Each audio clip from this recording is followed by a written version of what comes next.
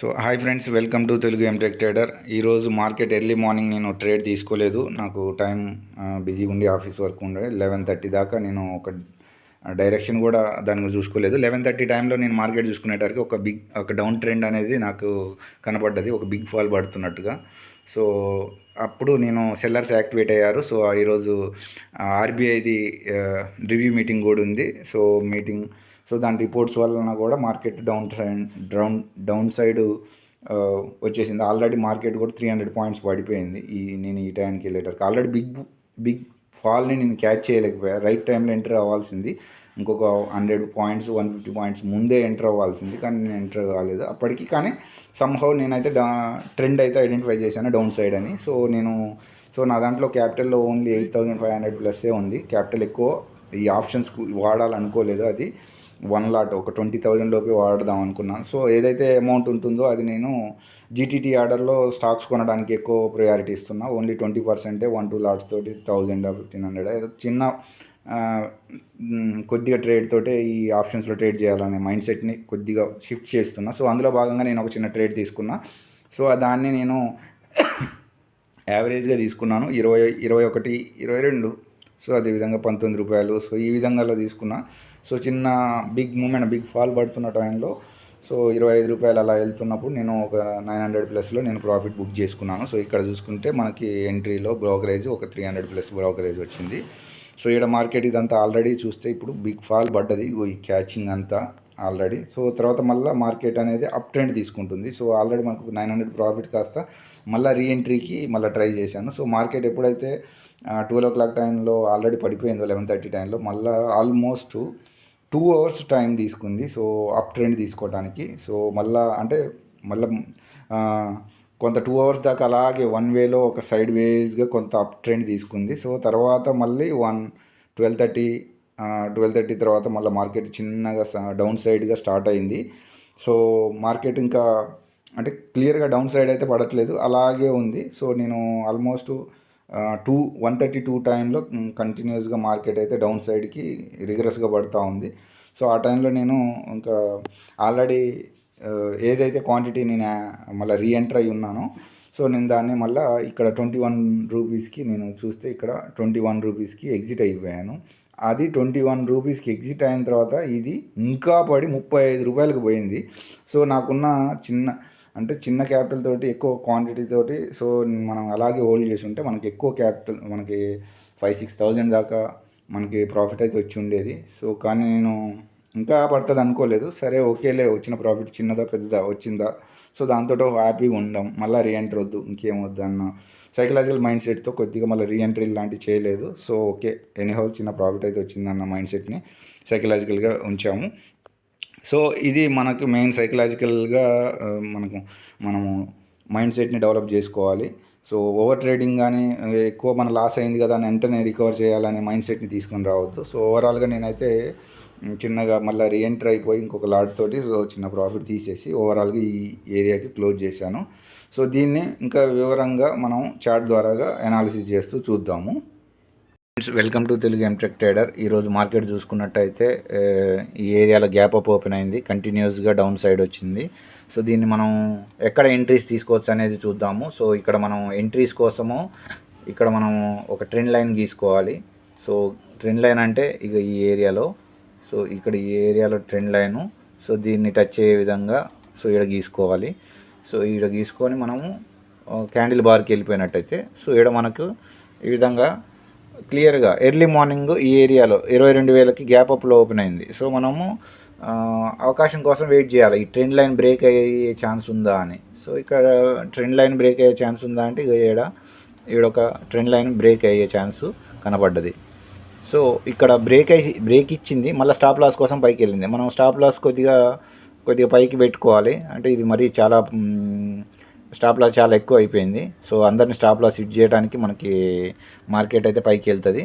So ఇక్కడ నుండి so ఇక్కడ 77 పాయింట్లు వస్తుంది. సో ఇది మనకి ఫస్ట్ టార్గెట్ అవుతుంది. సో ఈ విధంగా మనకు చూసుకున్నట్టయితే ఫస్ట్ టార్గెట్ ఈ విధంగా మనకి ఈ ఏరియా టార్గెట్ అనుకోవచ్చు. సో ఇక్కడ మనం మళ్ళీ ఎంటర్ అయినా కానీ ఈ ఏరియాలో సో మనకి ఒక టార్గెట్ వస్తుంది. సో సెకండ్ టార్గెట్ ఈ area. So second target already ఇక్కడ ఇక ఈ ఏరియా సెకండ్ టార్గెట్. సో ఇక్కడ అంటే మనం క్లియర్గా ఇక ఈ ఫస్ట్ ట్రేడ్లోనే మనం ఈ విధంగా క్విక్గా మనం 190 పాయింట్స్ క్యాచ్ చేయొచ్చు. సో నేను ఈ ఏరియాలో ఆల్రెడీ ఇంత మూమెంట్ అయిన తర్వాత ఇక్కడ ఎంటర్ అయ్యాను. సో చిన్న ప్రాఫిట్ తీసుకున్నాను. అది కూడా 21,200 స్ట్రైక్ ప్రైజ్ని. అంటే నేను ఎక్కడిది తీసుకున్నా అంటే ఇగో ఈ అవుట్ ఆఫ్ ద మనీ ఇక్కడ స్ట్రైక్ ప్రైజ్ని క్లియర్గా చూసుకోవాలనుకుంటే ఇంకో ఇక్కడ స్ట్రైక్ ప్రైజ్ని తీసుకున్నా. ఎంత? 20 రూపాయలు, 21 రూపాయి టైంలో. ఎందుకంటే నేను అసలు నాకు క్యాపిటల్ లేదు. నేను దీన్ని అంటే ఆప్షన్స్ని తక్కువగా చేద్దామని మైండ్లో. సో 20%, 80% స్వింగ్ ట్రేడింగ్ కానీ స్టాక్ ఇంట్రా ట్రేడింగ్ కానీ మైండ్ డైవర్ట్ చేద్దామని. ఎందుకంటే మనకు ట్రేడింగ్ మీద కంట్రోలింగ్ అనేది రావాలనేది, మనకు ఎడిక్షన్ టైపుగా ఎక్కువ ఓవర్ ట్రేడింగ్ చేయడం, కంటిన్యూస్గా మార్నింగ్ నుండి ఎంట్రీ ఎగ్జిట్లు అనే మైండ్ సెట్ ఉండడం వల్ల కొద్దిగా తగ్గియాలని. అది ఎప్పుడు తగ్గుద్ది అంటే మన అకౌంట్లో క్యాపిటల్ ఎక్కువ ఉంటే కంటిన్యూస్గా మనం ట్రేడ్ చేస్తూనే ఉంటాం. సో అందుకే కావాలని ఒక లాట్ కోసమే ట్రేడ్ ఉంచాను. సో దాన్ని ఒక లాట్తో కాకుండా నెక్స్ట్ వీక్ ఎక్స్పైరీని అంటే ఈరోజు expiry, actually bank Nifty expiry ఇక్కడ. సో ఈరోజు నేను ఒకవేళ ఎంటర్ అయి ఉంటే అది డికే అయిపోయి 0 అయిపోతుంది అని నెక్స్ట్ వీక్ ఎక్స్పైరీని నేను 20 రూపాయలకు తీసుకున్నా. ఈ ఏరియాలో చిన్న ప్రాఫిట్ అయితే వచ్చింది 900. తర్వాత మళ్ళీ మార్కెట్ అప్ సైడ్ వెళ్ళేటానికి నేను ఈ ఏరియాలో ఒకటి యావరేజ్లో మళ్ళీ కొనుక్కున్నాను. సో మళ్ళీ దాన్ని సడన్గా డిప్ వచ్చేటానికి ఈ ఏరియాలో నేను ఎగ్జిట్ అయిపోయాను. ఈ ఏరియాలోనే ఎగ్జిట్ అయిపోయాను. సో 21 రూపీస్కి ఎగ్జిట్ అయిపోయాను. మళ్ళీ అది 35 రూపాయల దాకా వచ్చింది. సో నేను ఇక్కడ ఉన్నట్టయితే నాకు ఒక 10,000 ప్లస్ వచ్చేది. ఆ ఒక్క మనకు 70% క్యాపిటల్ అంటే మనకు చిన్న క్యాపిటల్ తోటే 8,000 ప్లస్ క్యాపిటల్ తోటే మనకి 100% ప్రాఫిట్ వచ్చేది. సో కానీ నేను వెంటనే ఇక్కడ ఎగ్జిట్ అయిపోయాను. దీనికి దగ్గరలో ఈ ఏరియా వస్తుంది అనగానే ఇంకా కిందికి దానికి రైడ్ చేయలేదు.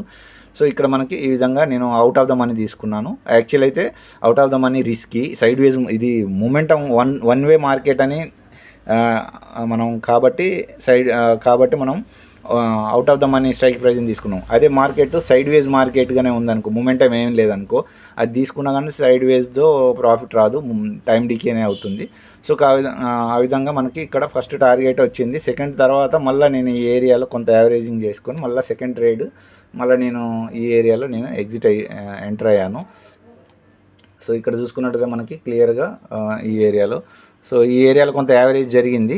సో ఈ ఏరియాలో యావరేజ్ జరిగింది. సో కొంత ప్రాఫిట్ అయితే ఇక్కడికి వచ్చింది. సో ఇది కూడా 77 పాయింట్లు. ఇంకా ఇక్కడ చూసుకుంటే 100 పాయింట్స్ దాకా వచ్చింది, కానీ నేను 100 పాయింట్స్ రైడ్ చేయలేదు. సో ఈ విధంగా మనకి ఎంట్రీ ఎగ్జిట్ అంటే మనకి, సో ఇక్కడ లాజిక్ ఏంటంటే మనము, సో ఇక్కడ మనకు 15 మినిట్స్ క్యాండిల్కి పోదాము, సరే మనం 15 మినిట్ క్యాండిల్కి పోదాము, సరే ఇక్కడ మనకు 1 అవర్ క్యాండిల్కి పోదాము. సో ఇక్కడ లాజిక్ ఏంది, మార్కెట్ ఎందుకు కిందికి వస్తుందని, మనం కిందికి వన్ వే డైరెక్షన్ ఎందుకు ఉంటుందని అనుకోవాలి అని అంటే, ఆల్రెడీ ఆల్ టైమ్ హై నుండి రిగరస్గా పడ్డది గత నెలలో రిగరస్గా ఈ ఏరియా ఇంత దాకా పడ్డది కంటిన్యూస్గా. ఒక 400-500 పాయింట్లు, ఆల్మోస్ట్ చాలా పాయింట్లు పడ్డది. సో మళ్ళీ దాన్ని కంటిన్యూస్గా అప్ ట్రెండ్లో పైకి తీసుకెళ్ళింది. సో ఈ ఏరియా అంటే ఇది ఏమైంది అని అంటే, ఇది మనకు ఏ విధంగా పనిచేసింది అని అంటే, ఇది ఈ ఏరియా డిమాండ్ జోన్గా పనిచేసింది. అంటే బయ్యర్స్ ఇక్కడ అక్యుములేట్ అయిపోయి సో స్టాక్స్లలో ఇన్వెస్ట్ చేస్తారు. సో చీప్గా డిస్కౌంట్ ప్రైస్లో మనకు స్టాక్స్ దొరుకుతాయి కాబట్టి మళ్ళీ ఇక్కడ ఎంటర్ అవుతారు. కాబట్టి మళ్ళీ మార్కెట్ పైకి వెళ్ళిపోయింది. సో అదేవిధంగా ఇక్కడ కొంతమంది ఎంటర్ అయ్యి ఇటు సైడ్కి కిందికి ఉన్నారు కాబట్టి స్టాప్ లాస్ హంటింగ్ జరిగింది. కాబట్టి ఇక్కడ మనకి ఇది డిమాండ్ జోన్గా ఉంటుంది. సో ఇక్కడికి కంటిన్యూస్గా మొన్న ఆల్రెడీ సో ఈ ఏరియాకి వచ్చింది, మళ్ళీ రెండోసారి వచ్చింది. సో ఈ ఏరియాకి రాగానే ఆటోమేటిక్గా ఏం చేస్తారు, సెల్లర్స్ యాక్టివేట్ అయిపోతారు. ఇది సప్లై జోన్గా ఉంటుంది, ఇది డిమాండ్ జోన్గా ఉంటుంది. సో ఆటోమేటిక్గా ఒక మంచి ఇండికేషన్, ఒక డౌన్ సైడ్ ఇండికేషన్ వచ్చింది అని అంటే మంచి ఫాల్ పడుతుంది అనుకొని మనం డౌన్ సైడ్ తీసుకోవచ్చు. సో ఎందుకంటే మనం ఇక్కడ సో ఈ విధంగా మార్కెట్ అయితే ఒక డౌన్ ట్రెండ్, డౌన్ ఫాల్ అయితే తీసుకుంది. సో రేపు కన్సల్టేట్ ఉంటుందా లేకపోతే వన్ సైడ్ ఉంటుందా తెలియదు. సో కన్సల్టేట్. సో నెక్స్ట్ వీక్కి కొంత మళ్ళీ మొత్తం ఈడి దాకా రాకుండా కానీ కొంత డిప్ తీసుకునే అవకాశం కూడా ఉంటుంది.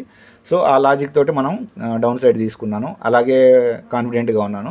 సో ఇక్కడ మనం ఇది ఫైర్స్లో చూసుకుంటే ఇక్కడ మనం ఆల్రెడీ మొన్న టార్గెట్ పెట్టుకున్నాము, ఈ ఏరియాలో ఎంటర్ అయ్యాము కానీ ఇక్కడే ఎగ్జిట్ అయిపోయాము. 4000+ వచ్చింది కానీ బుక్ చేసుకోలేము, మళ్ళీ కిందికి వచ్చింది, మళ్ళీ 4000 వచ్చింది మొన్నటి వీడియో. సో మనం అనుకున్నట్టుగా టార్గెట్ అయితే ఇక్కడ నిన్న అచీవ్ అయింది.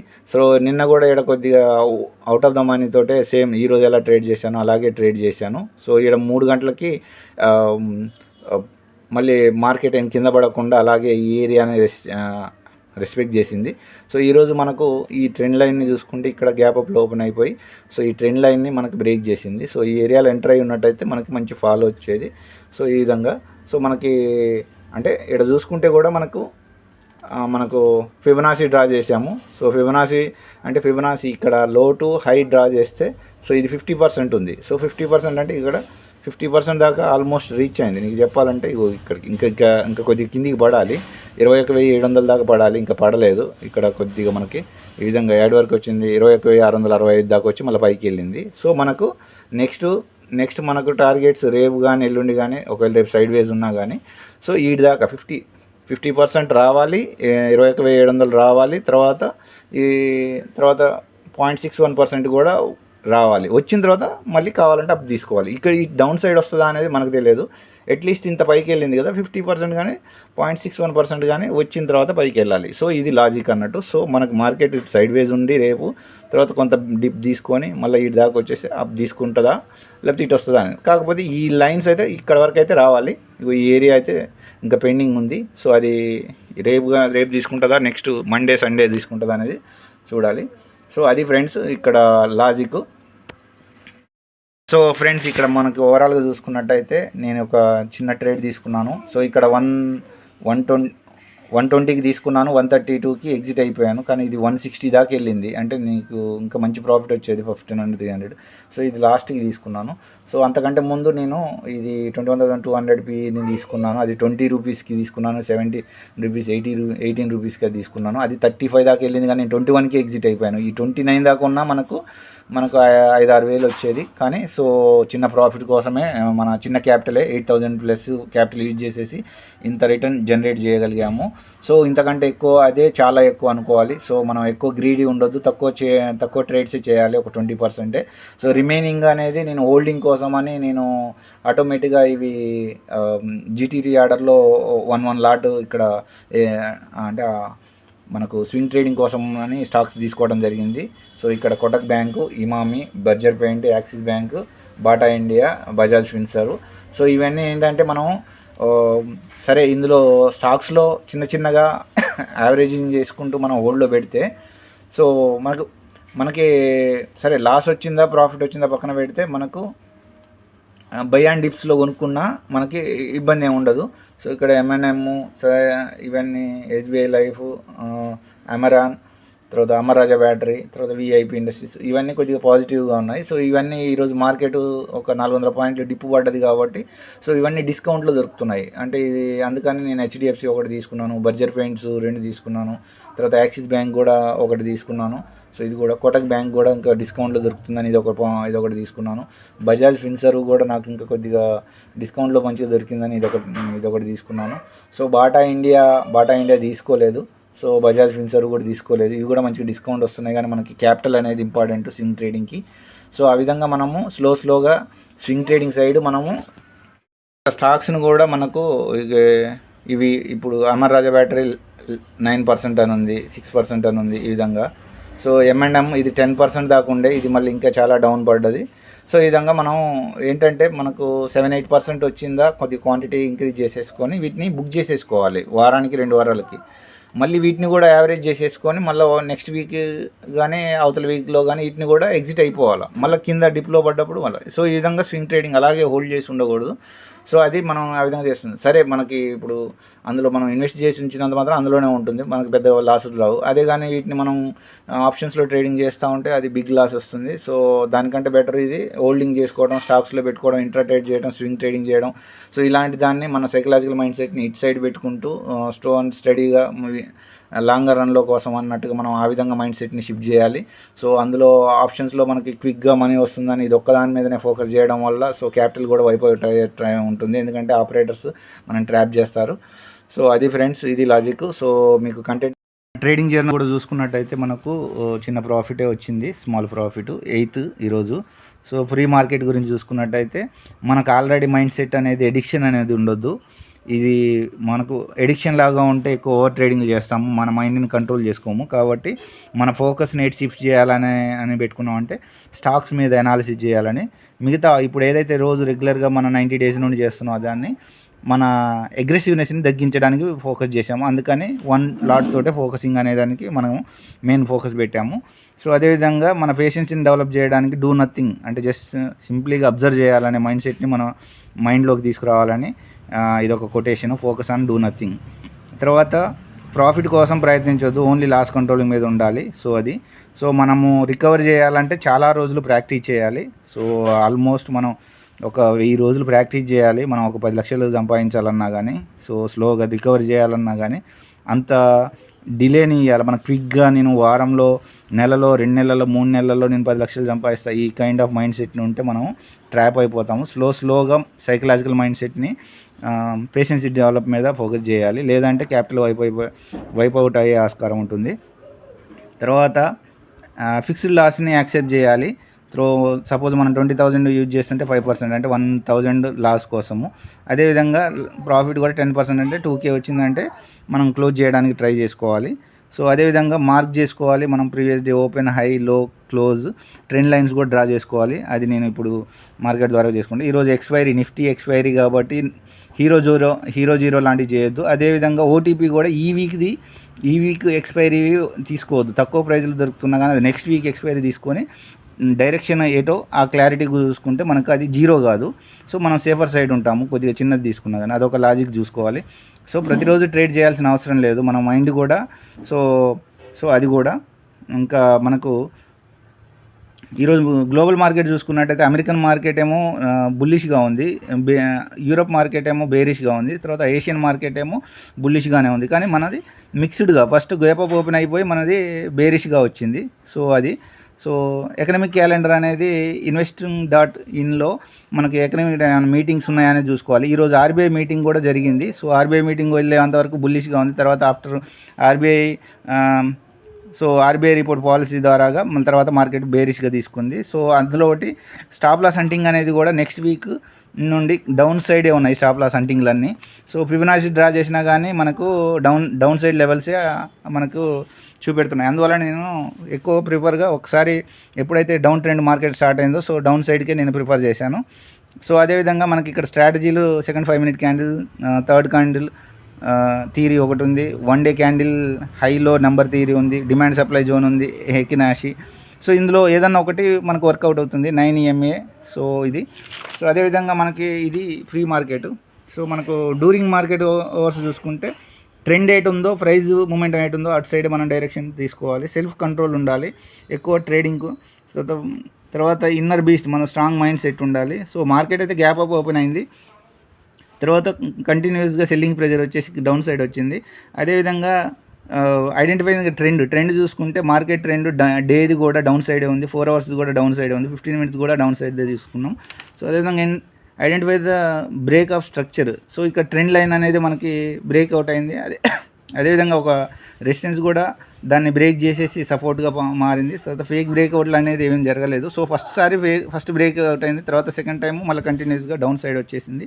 సో అది నేను గ్రాఫ్లో ఎక్స్ప్లెయిన్ చేస్తాను. తర్వాత అదేవిధంగా ఫుల్ బ్యాక్స్ దగ్గర ఎంటర్ అవ్వాలి. సో అదొకటి. ఓపిక్గా రిస్క్ రివార్డ్ కోసం వెయిట్ చేయాలి, అదొకటి. ఇవన్నీ తర్వాత మనకు డిస్కౌంట్ ప్రైస్ కోసం వెయిట్ చేస్తూ ఎంటర్ అవ్వాలి. సో క్వాంటిటీ ఎక్కువ తీసుకోవడం అనేది చేయొద్దు. సో అది ఈ వీక్ది తీసుకోకుండా ఉండాలి, ఎక్కువసేపు హోల్డ్ చేయొద్దు, కానీ డైరెక్షన్ అనేది క్లారిటీ ఉండాలి.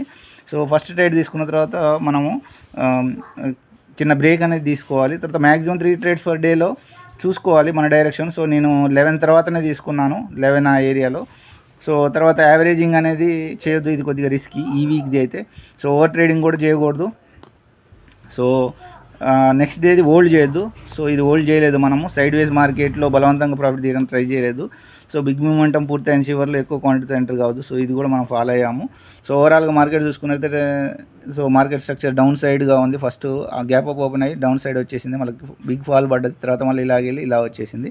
సో అబ్జర్వేషన్స్ చూసుకున్నట్టయితే మనము చిన్న క్యాపిటల్ తోటే మనం కొంత డీసెంట్ ప్రాఫిట్ని తీయగలిగాము. సో అదేవిధంగా లైఫ్ స్టైల్ చూసుకుంటే ఫిజికల్ ఎక్సర్సైజ్ చేసుకోవాలి, మెడిటేషన్ చేసుకోవాలి, గుడ్ ఫుడ్ తీసుకోవాలి.